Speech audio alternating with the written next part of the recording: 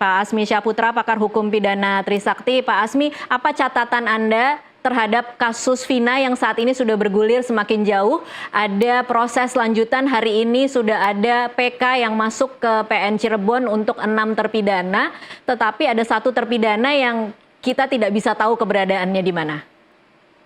Ya, ini menunjukkan ada suara pencari keadilan. Suara pencari keadilan mencari jalannya untuk keluar dari sebuah ketidakadilan itu sendiri. Kenapa kita bilang suara pencari keadilan akhirnya bergema? Di mana katakanlah hari ini advokat, para penasihat hukum itu mencoba menyusun gugatan hak orisinal. Jadi kan adalah upaya hukum luar biasa melalui PK. PK itu kan peninjauan kembali dengan syarat yang sangat ketat sekali. Seperti yang tadi sudah disampaikan, ada 3 syarat tersebut. Berarti kan ada novum baru, ada kekeliruan hakim, ada pertentangan antara satu putusan yang lain gitu. Bagaimana mungkin 3 kali validasi, katakanlah apalagi menyangkut tindak pidana pembunuhan berencana. Ini adalah satu hal yang serius, berarti sejak awal di gerbong pintu masuknya, karena perkara pidana itu ditandai dari gerbong pertama di tingkat kepolisian. Kegaduhan ini diramaikan di tingkat kepolisian. Berarti ada yang tidak tepat, ada yang unprofessional, ada yang tidak prosedural, ada yang tidak mengamankan olah TKP tingkat pertamanya, jadi sehingga bergeraklah alat bukti tadi, atau memang ada by design sejak awal, sehingga ini membuat karut marut seperti saat ini setelah 8 tahun. Begitu Mbak Tasya. Oke, kalau untuk Sudirman sendiri, Pak Asmi, menurut Anda boleh tidak sih sebenarnya penyidik menahan terpidana untuk tidak bertemu dengan keluarga seperti saat ini? Oh, sangat tidak boleh. Itu kan ada hak. Jadi sebenarnya sewaktu ada jembatan lawyer, dalam hal ini penasihat hukum, termasuk keluarganya, itu diatur dalam KUHP. Jadi dia bisa menerima kunjungan dari penasihat hukumnya maupun kalau keluarganya datang, tentunya dengan jam operasional ya biasanya gitu ya, walaupun di situ sewaktu-waktu bisa, tapi dalam pelaksanaannya biasanya adalah jam operasionalnya. Sewaktu ini ditahan tidak boleh berkunjung, berarti kan tidak salah akhirnya penafsiran bisa liar gitu loh. Kenapa tidak terbuka? Seharusnya sih ini semakin mendekatkan, karena sebenarnya peristiwa pidana ini adalah ingin mencari kebenaran yang sebenar-benarnya, kebenaran yang selengkap-lengkapnya. Jadi daripada kita berdialektika, kan lebih bagus didekatkan saja. Ya. Apa sih dibenturkan sewaktu misalnya, katakanlah terpidana ini ketemu dengan keluarganya, keterangan terbarunya apa, sehingga bisa membuka tabir.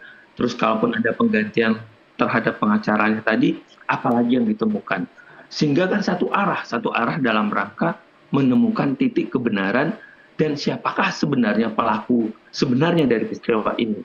Kalau katakanlah 7 terpidana hari ini atau 6 terpidana yang hari ini sedang mengajukan PK ini memang bukan orang yang melakukan, ya semestinya kita sejak awal saja sudah berani menyatakan memang ada kekeliruan gitu loh.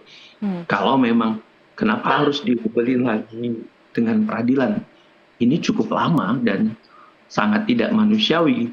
Saya kira kalaupun karena ini kegaduhannya di tingkat kepolisian sejak awal, karena katakanlah ini ibarat masakan, koki pertamanya kan ada di gerbong kepolisian gitu loh. Jadi jaksa bisa keliru, hakim bisa keliru, karena mereka awalnya itu hanya lihat formalnya aja, Mbak Tasya. Iya. Tidak melihat secara materialnya. Kadang orang aja, kamu nanti ngaku aja nama ini gitu. Sehingga kadang ada orang bisa yang dihukum itu sebenarnya bukan orangnya. Iya. Maaf, lagi-lagi kita akan melihat. Ini yang juga PR bagi kita, catatan bagi kita. Ke depan KUHP juga harus diperbaharui ya, hukum acara pidana. Peran jaksa itu masuk sejak awal. Jangan hanya polisi. Nah, kita takut nih kan terjadi lagi hal-hal begini. Untung saja, lagi-lagi ya, kita tidak boleh menafikan perkembangan teknologi, harus informasi yang begini cepat, ini ngebantu. Ya. Nah inilah saatnya memang masyarakat sipil saling menguatkan untuk menemukan kebenaran tersebut. Baik, Pak Asmi, tapi kalau secara hukum pidana, sebenarnya bagaimana seharusnya prosedur penanganan terhadap seorang terpidana yang mengidap keterbelakangan mental? Apakah memang harusnya diperlakukan seperti masyarakat biasa atau seperti apa?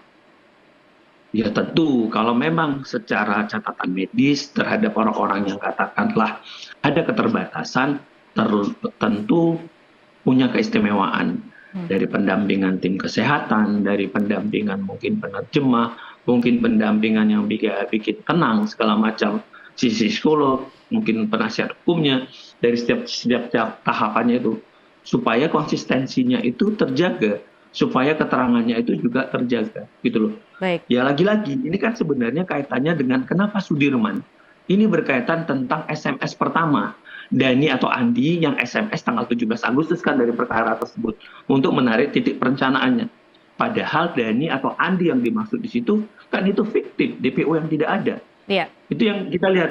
Maka Sudirman lah yang menunjukkan SMS itu, katanya hanya menunjukkan SMS tersebut ke Sakatatal, tapi tidak pernah terkonfirmasi handphone siapa, layarnya, percakapannya bagaimana. Ini yang sebenarnya yang membuat konstruksi ataupun peran Sudirman menjadi kunci setelah 3 DPO itu dikunci mati seolah-olah nggak bisa diganggu. Iya. Untuk menghilangkan pelaku sebenarnya atau ada sesuatu yang sedang didesain. Oke,